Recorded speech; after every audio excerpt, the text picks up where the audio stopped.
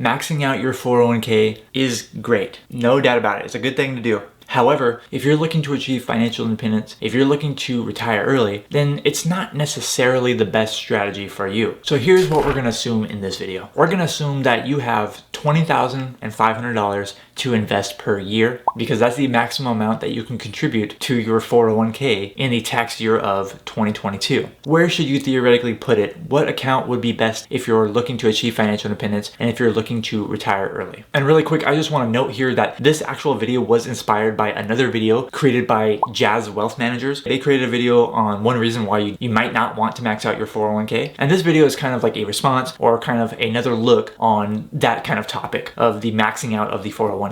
But I'll talk more about their video at the end of this video. What I want to do here is I want to present some possible better options for you than taking that $20,500 and putting it into your 401k. And first off, it's very much worth saying that you could take that $20,000 and you could possibly put it into something that's going to gain you a higher income. Let's look at two scenarios in order to help make this make sense. So scenario one is, let's say currently you make $60,000 per year and you put that $20,500 into your 401k. This would mean that you have $39,500 to spend. Not so bad, right? You're maxing out your 401k. You've got a pretty good savings rate. You're actually doing things very, very well. But let's look at scenario two. Let's say instead you took that $20,500 or some portion of it and you spent it on something that's going to increase your income. Maybe you spent it on some training, some certification, some license, a degree, or whatever it may be. So let's say you did that and you were able to drastically increase your income to $100,000 per year now instead of $60,000. Now, what could you achieve with that $100,000 income? You could probably save more than $20,500 and you could probably spend more than $39,500 because your income is somewhat dramatically larger than it was when you were stuck with that $60,000 income contributing $20,500 to your 401k. So in many circumstances, it can be a really good option to take that money, invest it in something that's going to increase your income for many, many years. Another great alternative to putting money into a regular 401k is to put it into a self-employed retirement account. So maybe you have a business on the side in addition to your regular job. You could instead take some of that money and put it into a self-employed retirement account. And there are plenty of different self-employed retirement accounts to choose from. But the benefit of this is you get to choose who hosts your retirement account money. You can choose Vanguard, you can choose Fidelity, Charles Schwab, M1 Finance, wherever you want to put your money at, wherever you want your self-employed retirement account to be at. You get to choose that. So that's a lot more flexibility. Also, you get to choose exactly what investments located within that account. All right, you don't have to choose from whatever your employer happens to have available in their 401k. So having a self-employed retirement plan might be better for you if you have self-employment income. And another thing that is worth mentioning is that it might not be the best strategy to max out your 401k, but it's always a great strategy to max out the number of likes on this video.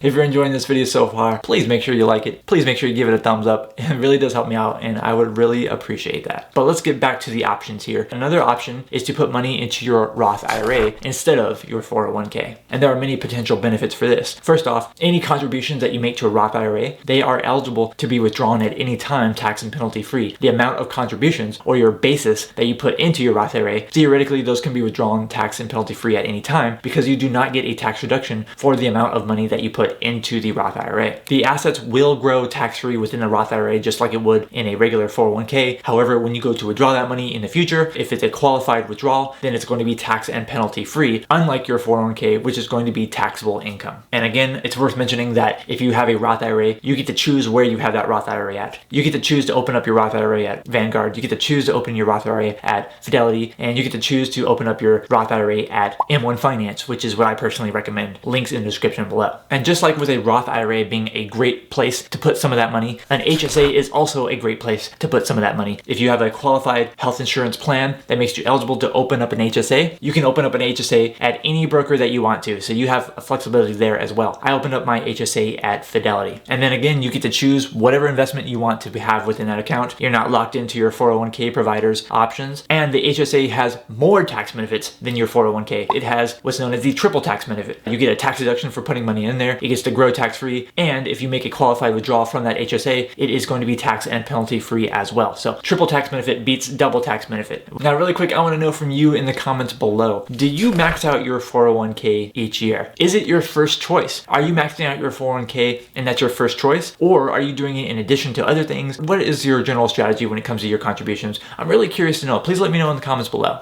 For much of my financial independence journey, I personally was maxing out my 401k pretty much every single year, but it was also in addition to like my Roth IRA. I didn't have access to an HSA at that time. I was doing a Roth IRA or a traditional IRA first. That was my priority over the 401k, but I was maxing out both of them. Now, this next option is not a retirement account. I think that a regular taxable investment brokerage account, it might be in some circumstances better than your 401k. Yes, you don't get a tax deduction for putting money into a regular taxable account, but what you do get could be worth so much more to you, and that is flexibility. You can do pretty much whatever you want with that money at any time, and you don't have to jump through any hoops. You're going to pay taxes on any dividends that you receive. You're going to pay taxes on any capital gains that you realize within a regular taxable investment account, but you can pretty much do what you want with your money at any time. You don't have to follow any kind of arbitrary rules that are set by the IRS when it comes to when you can withdraw your money, how to get it out tax-free, how to not pay a penalty, and all that kind of stuff that might be associated with retirement accounts if you're choosing to retire early. So ultimately, you might want to take some of that 401k money that you were going to put in there, and you might want to put some of it into a taxable brokerage account so that you have the ultimate flexibility. I did that along my path to financial independence, and about a third of my total net worth when it comes to my investments is within a taxable brokerage account currently. And maybe it might be right for you as well. One thing that also might be right for you is to check out a video by Jazz Wealth Managers, which inspired me to make this video. They have a video on one reason why you should not max out your 401k, and that's what kind of inspired me to make this video on better options rather than maxing out your 401k. So I'm going to put their video in a link in the description below, and it's going to also pop up on the screen right after I get off the screen. Thank you so much for watching my video. I'm Zach from OnCashflow.com, and I hope to see you next time.